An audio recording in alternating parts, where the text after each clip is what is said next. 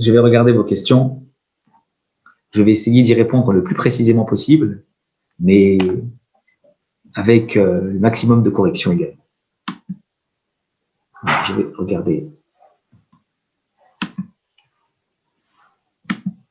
Alors, juste essayer. Je vais aller pour le chat.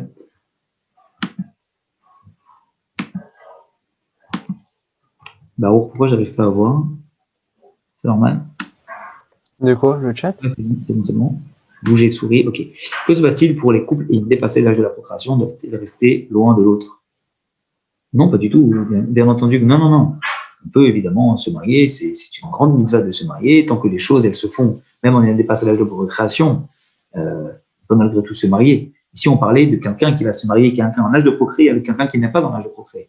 Mais deux personnes même qui ont dépassé l'âge de la procréation, c'est une très bonne chose de se marier, parce que justement, on ne peut pas rester sans être marié. Que se fait-il pour les couples d'âge de procréation? On a répondu à cette question, c'est la même. D'accord. Très bien. Est-ce qu'il y a d'autres questions? Oui, j'en aurais une. Moi, j'ai une question qui va énerver tout le monde. Alors, ne t'attends pas à ce que j'y réponde, puisqu'elle va énerver tout le monde. Alors, il y avait un monsieur qui voulait en poser une question, je lui laisse la place. D'accord. Vas-y, Richard, tu as commencé à parler. Non, allez-y, avec plaisir. Merci. Vous avez dit, Rav, qu'une femme, un homme ne pouvait pas épouser une femme qui avait des maladies héréditaires. Et vous avez pris le cas de l'épilepsie. Tu m'as pris le cas, c'est Rambam qui a pris le cas. Ou Rambam a pris le cas. Parce que pour assurer une descendance. Qu'en est-il si c'est l'homme qui est dans le cas de cette maladie héréditaire? C'est exactement la même chose. Donc, il ne pourra pas se marier, il ne pourra pas avoir de descendance. Si, il pourra avoir une descendance, il pourra se marier, mais c'est pour ça que j'ai précisé. Vous savez, même en cas de maladie héréditaire, il y a, je dirais biologiquement parlant, des tests à faire. C'est courant en Israël de faire ce type de test. Ils appellent ça Dor Yesharim, de pratiquer ce type de test biologique pour voir est-ce que concrètement, chromosomiquement parlant, la descendance qui serait issue de ce mariage-là aurait cette maladie-là qui serait transmise. Anticiper la chose. Et c'est pour ça que, quand Rambam dit ça, peut-être qu'à cette époque-là, on n'était pas en mesure, effectivement, de savoir, de faire ces tests, mais aujourd'hui, qu'on fait ces tests-là, on ne va pas empêcher Chas Shalom à quelqu'un de se marier. Il faut juste anticiper et faire ces tests-là. Très bien, merci. Ça existe en France aussi. Monsieur Richard, la voix est libre. Alors, vous êtes prêts? S'il y a des traitements aujourd'hui. Ça va être embêtant. Moi, je voudrais revenir sur cette histoire de ce que les hommes n'ont pas le droit, bien sûr.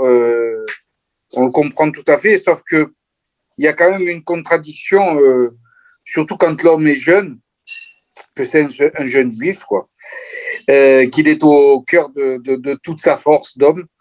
Et qu'il est obligé de se séparer entre 12 et 14 jours et que de par sa vitalité de jeunesse, et il peut avoir des moments d'égarement, de fantasmes, vous l'appellerez comme vous voulez, et que il peut y avoir des choses qui se passent de manière naturelle sans qu'il ait voulu forcément les provoquer. Alors, ce moment est un moment qui est un moment de séparation long, que on peut comprendre et qui a ses vertus que l'on connaît dans la Torah, c'est-à-dire la Nida, mais en même temps, il y a une fameuse contradiction. Alors, qu'est-ce que tu peux me dire là-dessus, Rav David? Alors, je peux te dire qu'on n'est pas des animaux, Richard. Ça veut dire quoi, on n'est pas des animaux? Ça veut dire qu'on ne peut pas se justifier en se disant qu'on a du mal à se retenir, et puisqu'on a du mal à se retenir, alors on doit tout nous permettre. De dire, je ne peux pas rester un certain temps en faisant telle ou telle chose, donc on ne doit pas me l'interdire, ça veut dire je ne suis pas prêt à prendre sur moi, et je ne suis pas prêt à savoir me contrôler.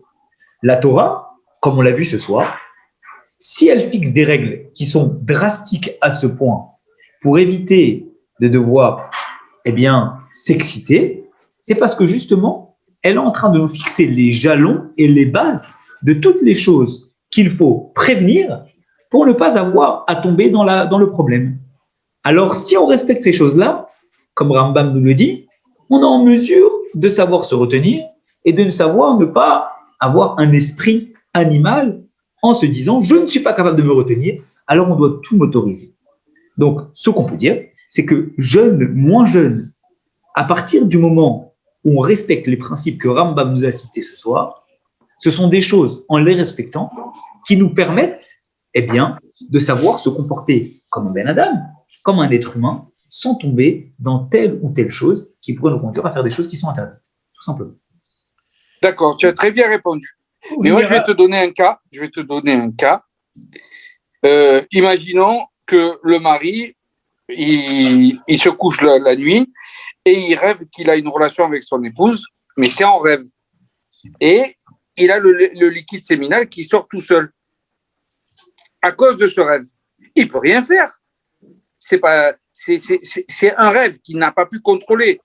C'est pas lui qui est allé vers l'acte qu'il pouvait contrôler. Il pouvait contrôler cet acte-là. C'est un acte qui est mécanique, qui est inhérent. C'est pas inhérent à sa faute. Et là, il y aura le liquide séminal. Alors, qu'est-ce qu'il fait ? Il est obligé d'assumer une faute qui n'est pas de sa faute en réalité. Je vais te dire quelque chose, Richard, et on s'arrêtera avec ça, avec les exemples. Tout simplement, si tu veux faire un Chalom Tov, un bon rêve qui ne va pas te conduire à faire des avérotes, parce que finalement, c'est ce qui se produit. Tu as l'impression que tu as rêvé de quelque chose qui est bien, mais finalement, ça t'a conduit à une avéra.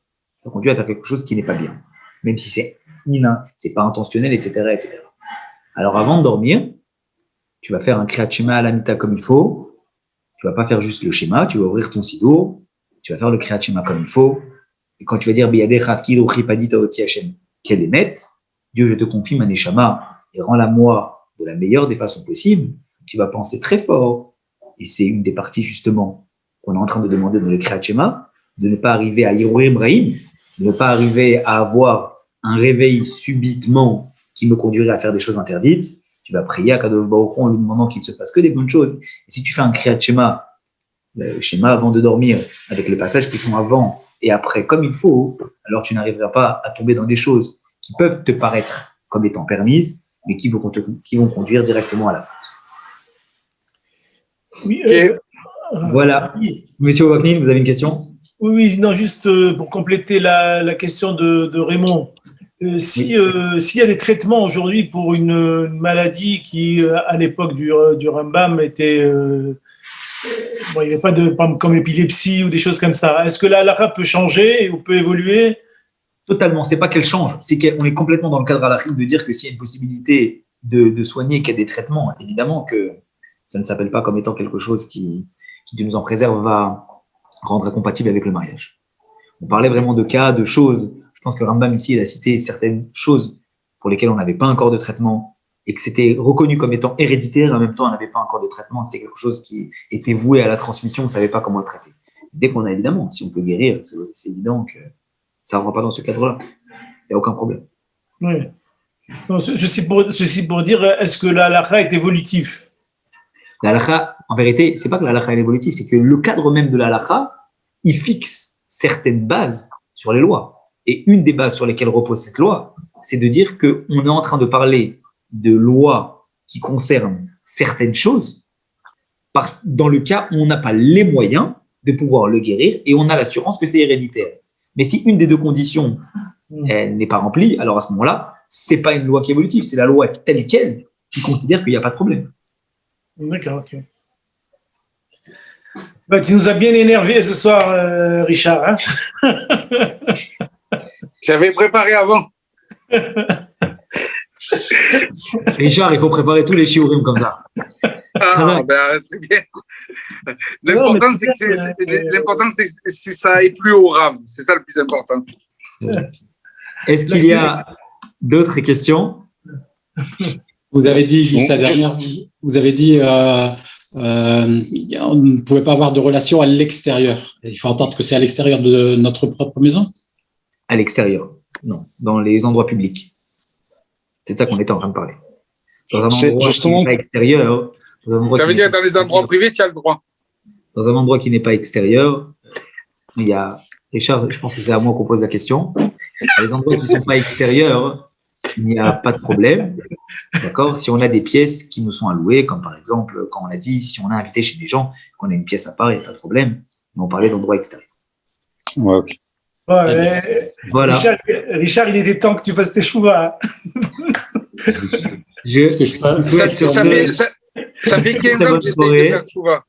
et plein de bonnes choses à tout le monde. Shabbat shalom et on se retrouve très bientôt pour de nouvelles dates. Merci David. Merci bye bye à tout le Merci monde. beaucoup. D'accord. Merci. Avec plaisir, au revoir.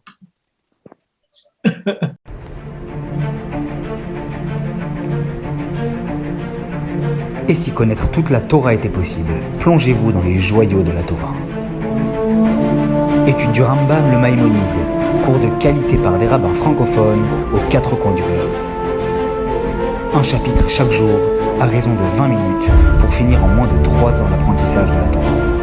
Relevez le challenge, tous les soirs en direct à 20h30 ou 21h30 heure israélienne.